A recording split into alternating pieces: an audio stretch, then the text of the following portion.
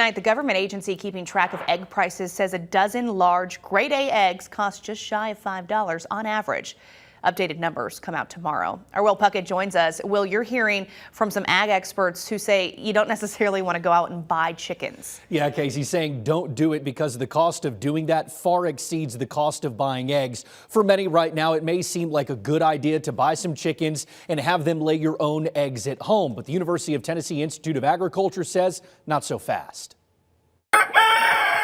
It may seem like a good idea at the time, but it can be anything but. Don't get backyard chickens just to save money on eggs, because that's not going to happen. Tom Tabler with the University of Tennessee Institute of Agriculture is warning against folks buying and raising a backyard flock of chickens. But if you're thinking about getting chickens just to save money on eggs, that will not happen. Right now, the country is facing an egg shortage. The mixture of avian influenza or bird flu and Thanksgiving, Christmas, and Easter baking seasons all colliding.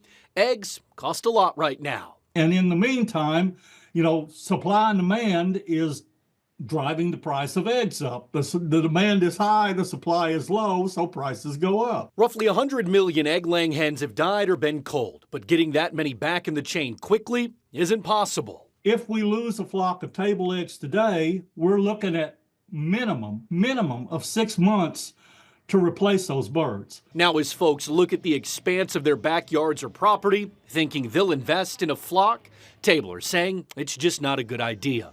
However much money you're going to have to spend on birds, plus several hundred to several $1,000s on a coop and a run and somewhere to keep them. So they are not going to be a money-saving project. Saying pay the cost of eggs in the grocery store and save yourself money and the hassle in the long run.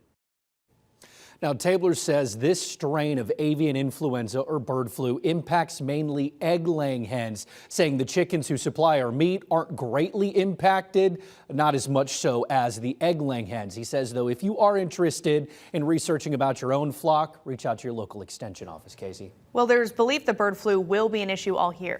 Yeah, Tabler says he expects prices to continue to be high for eggs through the end of 2025. He says bird migrations that happen in the spring and fall will continue the spread of bird flu, but says there's work taking place right now to raise chickens and get them back in the supply chain when it comes to providing our eggs. All right, so we know raising your own, not so easy.